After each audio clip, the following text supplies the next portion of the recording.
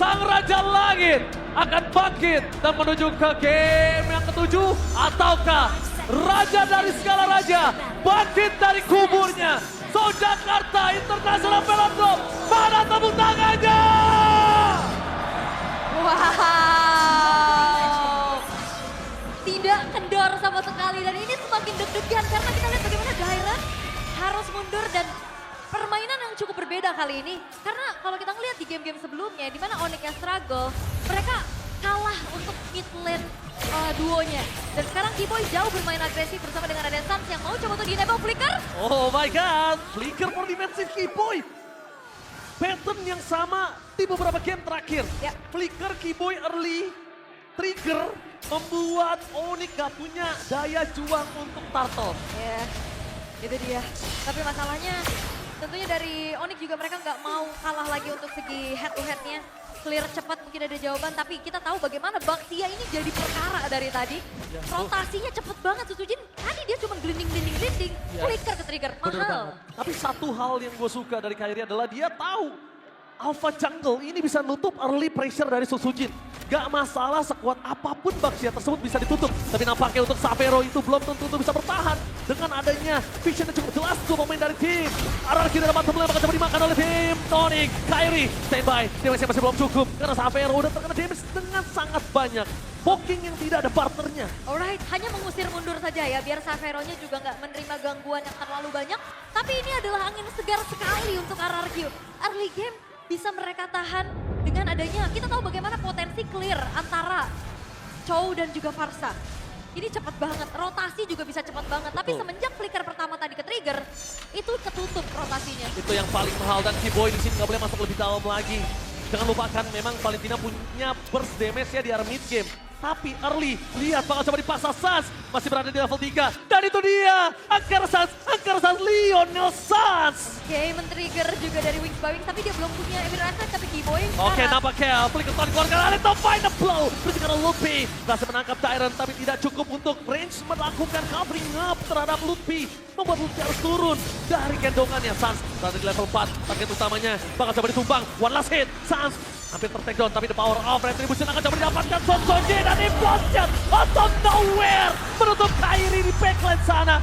Gak ada bisa melakukan cover, Sans harus pulang dan bahkan Tyrant kali ini men-zoning out Luffy. Gak ada yang bisa melakukan covering up terhadap Kairi. Oh, RRQ mereka berhasil untuk mendapatkan keuntungan yang berlimpah ganda.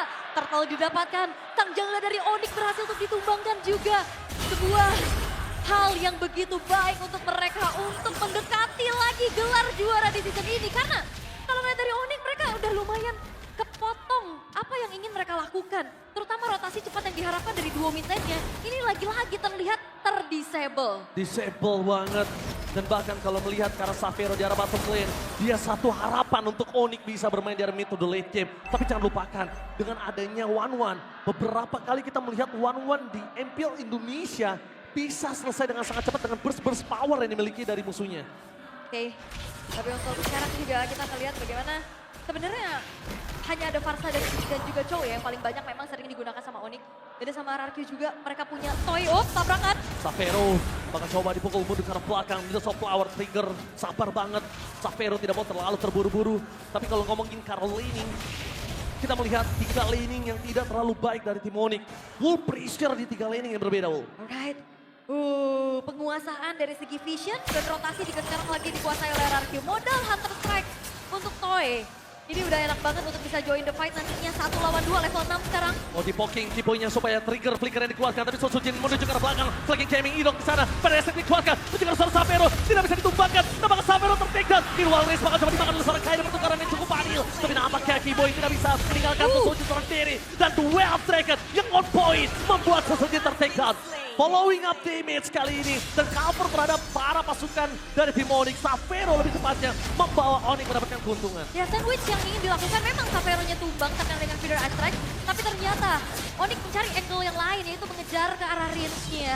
Membuat dari Susujin juga gak selamat dan Turtle yang kedua sudah bisa didapatkan oleh Onyx dan ini akan mengejar lagi tertinggalan tapi Nampakkan implosion telah dikeluarkan, satu harta tata dan zona tengah berhasil. Dan my god, Xavero still survive in the jungle. Duel Dragon berhasil menyelamatkan Riz. Tapi nampaknya Duel Dragon dari Riz mengoplay Keyboy, membuat dirinya selamat. Para pasukan dari tim Onyx, tiltingkan dari Keyboy.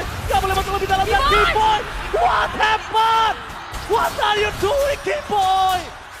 Nafsu membunuhmu memang hampir selamat, tapi the outplay dari Rin mengcopy ke arah The Way of the Dragon. Bukan cuma sekedar membuat dirinya selamat, tapi bawa pulang Keyboy sebagai poin eliminasi. Dan bahkan Keyboy harus tenang. Dia nggak boleh nge-chill, dia nggak boleh bermain terburu-buru. Dan bahkan kalau bisa kita lihat, anchor dari permainan Onyx ini ada di Keyboy. Benar, itu dia. Terlalu membara sepertinya. Kita tahu bagaimana ini hype yang dirasakan sangat-sangat tinggi juga, terutama mengingat ini adalah match point untuk RRQ. Tapi kalau kayak gitu itu bakal berbahaya. Ya selama Skypisternya belum terlalu maksimal, Keyboy dan juga Kairi masih selamat. Tapi ini dia game pick. Sepanjang karir Keyboy di Pro Scene, coba menjadi most pick hero Keyboy. Dengan total 51 kali pick. Dengan win rate yang tinggi. Tapi siapa yang tidak tahu cowok Keyboy? Tapi Idok di depan sana, di proses dikuatkan sekarang Luffy. Target damage tambah, tapi Fenrir gagal untuk mendapatkan covering up. Dengan adanya Skypiece membuat pasukan dari tim Onyx mereka kehilangan Luffy. Gak ada badan lagi untuk kesekian kalinya. Dengan turret inner di arah bottom lane, membuat tim RRQ mendapatkan 2.800 gold difference. Tapi Keyboy udah sadar, Sapphire harus di cover.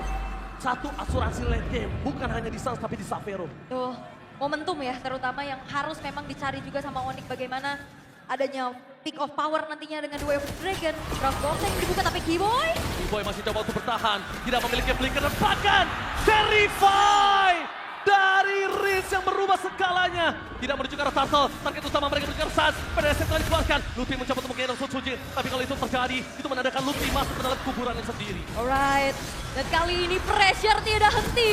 Terus-terusan bisa dilakukan oleh RRQ. Bahkan trigger dari Purify-nya Suns juga nggak butuh sisi besar. Tadi ditetes Pure Ice Strike aja, itu Purify-nya udah kena trigger. Dan Keyboy, perlu diingat memang dia secara agresif sangat-sangat kuat. Tapi untuk nahan damage, dia sangat-sangat minim. Sehingga tadi dikejar dengan adanya cicilan Death Sonata, Rhapsody, terkena efek terrifying, gak kemana-mana dia. 3 item untuk Grangernya. Nah itu dia. Ini berbahaya sekali. Tapi lihat di sana para pasukan dari tim Onyx bakal coba di zoning out dengan Luffy tidak ada badan. Dua tim fight yang berbeda ini akan cukup berbahaya kalau tim Onyx tetap memaksakan mendapatkan defense turret di area top lane. Alright, dan Kairi benar-benar juga nggak bisa dapetin celah sama sekali. Siapa yang mau coba untuk inisiasi Duel of the Dragon, kita lihat baru 1 kali tadi. Ya. Itu pun malah membuat Menyelamatkan. Keyboy-nya hilang. Iya ya, secara gak langsung jadi nyelamatin ya. Rinsnya juga, oke. Dan bahkan kali ini kalau ngeliat dari itemization juga sangat-sangat minim ya, belum ada anti lifesteal. Karena item pertama dari Suns menuju ke arah Bloodwing. Oke, tapi damage dari atas Death Sonata. Flicker Way of Dragon sedikit terlambat. Federation tetap bisa keluar, tapi nampaknya Keyboy harus tenggelam. Dengan Sky bisa dimiliki. Dan Let's find the blow. Tyrant berhasil mengacak-acak perpasukan dari Timoni dan Sapphire. This is Captain Sapphire speaking ready to take off. Tidak terlalu sakit karena Susujin karena itu Baxia. Artillery damage bakal diabsorb dan diredam. Itu dia. Belum ada damage yang cukup juga karena tadi 3 item Trinity-nya masih belum selesai. Dan damage dari Dairen masuk dengan Petrify-nya begitu mengerikan. Backline tidak ada yang aman dan teamfight rapat, ini bakal bahaya banget buat Onyx karena lihat area payback dari Electric Blow dan Implosion. Bahaya. Kali ini pertanyaannya satu, Suns Purify buat sosok dari Idok atau Dairen? Tapi ada fun fact-nya. Bentar, kami telah menghadirkan 422 dynamic asset, 294 poster, dan 143 segmen host di MPL ID Season 15. Untuk pertandingan terakhir ini, mari kita nikmati permainannya tim konten. Pamit undur diri. Berikan tepuk tangan untuk production team dan tim konten MPL Indonesia. Tanpa mereka, informasi, fun fact, semuanya yang kita dapatkan itu tidak akan ada. Keren. Karena W Production. kru, production, semua hospitality itu adalah bagian dari keluarga dari MPL. Bukan hanya dengan tim dan juga castle. Iya, kerja keras mereka yang kalian bilang kocak-kocak tuh ya. Tapi untuk sekarang, dari Lord yang sudah mulai terbuka juga. Yes. Bagaimana Onyx mau coba untuk maksa kontes kah? Tapi masalahnya mereka ke distract dengan adanya Dairen yang menjalankan lane jauh. Oke, Luffy akan menjadi badan. Tapi Tapi nampaknya Kairi main time delaying dilakukan Sun Sujin. Ternyata Lutfi di depan sana mencoba untuk menunggangi Sun Sujin. Dan itu berhasil menunggangi Sun Sujin. Tapi kalau Kairi masuk itu akan menjadi bencana. Dan betul sekali Sky Pisor meledak di depan sana. Ciboy jadi pilihan utama. Fear of Alpha berinvestif dan Ipok di the way of Dragon, tapi nampaknya implosive tidak terjadi. Safiro masih mau lebih. Rinse menjadi pilihan utama membuat para pasukan dari Demonic mencoba untuk mendapatkan poin kill utama, tapi Sun Sujin menutup key point dengan flanking gaming yang dia miliki. Oke, Shunpo juga bisa menetralisir ya adanya Shield Trinity. Barusan yang baru saja ditabrakkan menuju ke arah Keyboy. Tapi lagi-lagi harus ada satu pemain yang... Oh my god, solo kill! Solo kill from Tyrant, Raja yang pernah turun ke MDL dan bahkan pakai menuju ke MPL untuk membalikkan kembali keadaan. Tapi Purify, trigger yang sangat mahal. Oke, Purify memang menetralisir dari 1-2 Petrify juga.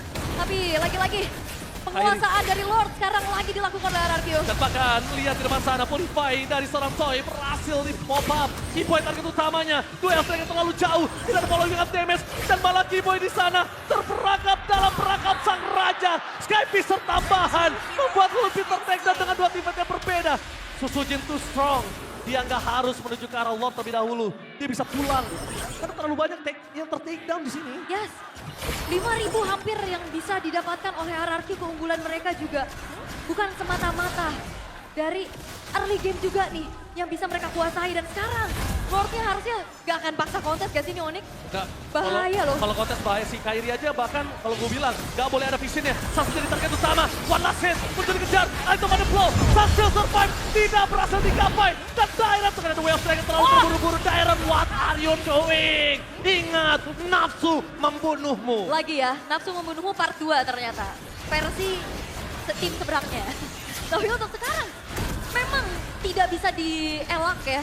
Bagaimana hype, intensitas tinggi, crowd yang begitu luar biasa. Apalagi ini adalah hawa game terakhir untuk RRQ. Balik lagi hype itu harus benar-benar bisa dikontrol. Dan kalau ngelihat bagaimana Lord bisa didapatkan oleh RRQ, tinggal targeting lagi. Dairan ini dari tadi benar-benar target locknya Sans dan Sans. Iya, Sans Purify. Cuma itu doang target utama dia. Bahkan Safero kali ini dengan item yang dimiliki, dia udah punya 3 core item. Harusnya Safero udah bisa ngedeal damage kalau tidak ke Sujin. Ya. Dan aku melihat Onyx mereka seperti kehabisan strategi. Oke, kehabisan strategi atau mereka exhausted. Oh, bisa jadi. Atau mereka emang RRQ udah terlalu panas aja nih lewat lower mereka. Tapi ya, Lord memang dibiarkan dulu slow push di arah top lane sehingga produksi waste super minion ini bakal semakin menumpuk nantinya. Sehingga Onyx kali ini mereka harus merelakan inner turret di arah tengah. Sujin mencari target berikutnya sembari mengawal Lord yang akan masuk ke base turret top lane. Oke, base turret di arah top lane menjadi target utama dari para pasukan dari tim RRQ. Tapi nampaknya Sans masih terlalu kokoh berdiri gagah menantang di garis depan. Dan Keyboy mencoba untuk melakukan flanking gaming. Tapi vision yang dimiliki dari RRQ terlalu luas, terlalu jelas. Dan itu cukup sulit untuk Keyboy bisa sneaky di arah backline. Oke, dan masalahnya juga Onyx di sini udah nggak bisa farming. Dia cuma farming dari SDM aja, sumber daya minion yang masuk itu juga lama banget karena ada stacking dari wave minion yang dilakukan oleh RRQ. Di freeze. Di freeze dan Onyx berarti tinggal ngasih farmingannya mungkin ke arah Safero nih yang sekarang udah level 14. Tapi Sujin melihat adanya Lutfi yang berada di outside positioning, dia bakal coba untuk masuk. Tapi kayaknya dengan adanya minion yang tidak terlalu jauh di arah bottom lane, Susujin gak berani untuk nge-dive in. Kalau itu minion yang mungkin di dekat purple buff dari tim Onyx, Susujin punya chance untuk nge-buying time dan dapetin satu base turret. Oke, tapi kali ini Onyx mereka harus kembali mengatur bagaimana strategi dan memang tidak ada golden staff ya untuk Safero juga. Lebih memilih untuk ke arah Malefic Gun juga. Nambahkan range dan Wind of Nature. Ini dia. Malefic Gun, Malefic Roar. Oh, on the way Malefic Roar. Dia pengen pecahin siapapun yang dapetin. Susujin di depan sana. Iya. Mau dimakan Deul. Karena kan depannya ini tebal-tebal banget kan. Lihat di grillnya juga udah punya dominan. Dengan pecah-pecahan item aja dan bahkan satu buah anti kiras ini akan membuat dari Susujin semakin superior di lini paling depan. Walaupun secara item defensive magic ini belum terlalu terlihat ya, baru ada silence rope aja tadi yang terselip. Tapi ada konsil yang terdengar. Oke, informasi konsil yang terdengar di depan sana. Toy, Purify Gaming mencoba dihindari, Medanus lagi tidak maksimal. Keyboy di depan sana berhasil menendang ke arah Toy. Masih ada Wind of Nature, tapi nampaknya Keyboy terkena Sky Pisau dan bahkan Kairi mencoba untuk bertahan seorang diri. Alexo pada buah nothing dan Kairi ter-take down. Walaupun pertukaran dengan adanya Dairan membuat para pasukan dari tim Onyx mereka memiliki 3 pemain yang cukup kuat untuk mendobrak tim RRQ. langsung menuju ke arah Lord, tapi tidak mungkin bisa mereka dapatkan. Sekalipun mereka memaksa, ini nggak baik untuk tim Onyx yang sudah mendapatkan keunggulan dengan maksimal. Oke, ini RRQ nggak boleh kalah tim fight, mereka nggak boleh terwipe out karena kita tahu bagaimana One ini bisa menghancurkan turret dengan cepat, Xavero. Yes, di depan sana. Hidong bangun jadi pilihan utama. Berhasil ditarik dan bahkan this is Captain Xavero speaking ready to take off. Berhasil mendapatkan Hidong menjadi pilihan utama. Lutfi too strong. Menang damage yang diberikan oleh seorang Toy. Tapi membuat para pasukan dari tim Onyx dengan buying time. Dan Xavero memilih untuk poking terlebih dahulu. Lihat Xavero, terlalu perkasa itu dia. Malefican, Maleficon. Tapi Rinja is coming dan hilang. Not so Sujin for this time. Flicker defensif dan Onyx bangkit. Dengan adanya 7 dan 5.000 gold difference tadi. Satu movement yang mengerikan, Rins juga harus mundur. Merelakan Lord itu adalah sebuah opsi terbaik untuk RRQ dan Onyx. Mereka menolak tunduk dan akhirnya mereka punya momentum untuk setidaknya menyeimbangkan keadaan. Yes, benar. Dan bahkan kalau bisa kita lihat di sana, tadi satu misplay yang dimiliki dari Toy adalah dia open vision. Dia tershow. Dia lagi diam di depan umumnya. Walaupun memang selamat ya, tadi hampir ya dia bisa mundur juga. Tapi targeting juga yang akhirnya bisa dilakukan oleh Onyx. Di saat Rins ya tadi kepegang sama Kairi. Dan juga ada Kibo yang ngejar ke arah Toy-nya. Tapi sekarang Lord yang in hands akan coba dikawal oleh Onyx melalui arah atas. Oke, Rins belum memiliki ke arah Feather West Side. Target utama mereka menuju ke arah Player Minion dan Lord juga. Tapi lihat Xavero tidak boleh tumbang. Kalau Xavero tumbang ini menandakan para pasukan tim RRQ mereka akan menabrak dengan siapapun yang ada di garis depan. Lord diselesaikan dengan cepat. Super Minion akan terus muncul untuk top lane mereka dengan anbunya. Dengan anbunya benar. Oke, tapi memang ini Lord yang muncul nantinya ini berseberangan juga dengan adanya satu base turret yang sudah hancur dari RRQ. Ini bakal menjadi PR nantinya Dairon. Bagaimana caranya dia bisa memanage timing untuk bisa menjadi satu sosok yang memegang lane jauh. Dan satu sosok juga yang bisa dive in ke arah belakang. Karena sekarang tempo lagi dipegang sama Onyx di Tapi perlahan-lahan. Lutfi terlalu jauh sih. Kalau dia mendapatkan susunan itu dia terlalu jauh. Tidak bisa terlalu memaksakan kanan. Karena strategi imitasi membuat satu mundur ke arah belakang. Tapi dengan adanya Xavero yang bisa terbang. Target utama Petrified. Dan ada Flower. Dan itu dia. Hidong dengan implosionnya. Tutup jalan ke arah Lutfi. Tapi Xavero masih coba bertahan. Dengan tidak ada Hidong di depan sana. Mereka tidak memiliki badan. Xavero berhasil men-take down Hidong. Itu dia. Karena Xavero dia punya Distortion Flower. Walaupun memang cooldown 20 detik. Tapi itu akan jauh lebih efektif dibanding Purify. Jauh. Sehingga adanya sisi-sisi power yang tadi dilakukan oleh RRQ. Ini bisa dinetralisir dengan begitu baik. Bermain basic attack. Gak perlu melulu tentang adanya crossbow of tank. Yes, betul sekali. Tapi dengan Rins belum mendapatkan cover terhadap Sun. Itu dia imitasi yang berasal di copy. Membuat para pasukan dari tim Onyx. Mereka harus lebih waspada dan hati-hati. Selama Rins gak punya Feather Strike, Xavero is okay, no problem. Dia bisa maju-maju ke depan. Tapi selama itu terjadi, para pasukan dari tim RRQ juga tidak boleh tertrigger Feather Strike-nya. Oke, tenang lagi. Sebuah keunggulan yang tadi dibangun oleh RRQ sampai menuju ke angka 5.000 gold. Ini sekarang sudah mulai disalib karena Lord Evil sesaat lagi akan muncul. Lane jauh ini harus dikontrol juga oleh RRQ. Sementara jangan lupakan T-Boy, dia bisa menarik siapapun terutama Susujin. Ini bakal bisa dipegangin antara Kiboy ataupun Lutfi, tinggal gimana caranya mereka mau bagi job desk-nya. Ya, Lutfi sih enak banget ya kalau dapetin Susujin, kalau bisa kita katakan Lutfi enak banget. Pertama tidak ada immortality, memang dia punya Wither Crown. Tapi sekarang pertanyaan yang sangat mahal adalah Dairon bisa nggak nge-flank ke arah belakang? Oke, itu dia ya PR-nya ya, flanking atau dari samping juga bisa. Biasanya kalau misalkan dari lane atas kan, dia cari lagi dari jungle-jungle milik dari Onyx-nya.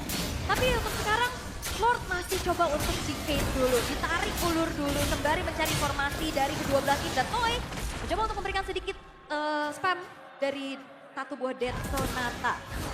Delay yang dilakukan Kairi bakal membuat pasukan tim Onyx memiliki vision yang lebih jelas. Xavero berada di garis depan sana. Pada SC tapi Hidong mencoba untuk melakukan flanking. Tapi ternyata langsung ada sisi Susujin yang digendong. Dengan pasukan para pasukan Onyx memilih mundur ke arah belakang. Dan bahkan pada SC imitasi tidak terlalu berarti. Winter Crown berhasil membuat Susujin selamat. Tapi Hidong dengan implosionnya membuat Lutfi tertredown. Pertukaran kali ini masih ada immortality. Tidak bisa berbuat banyak. Rins flicker pun defensif. Tapi this is Captain Xavero speaking. Ready to take off.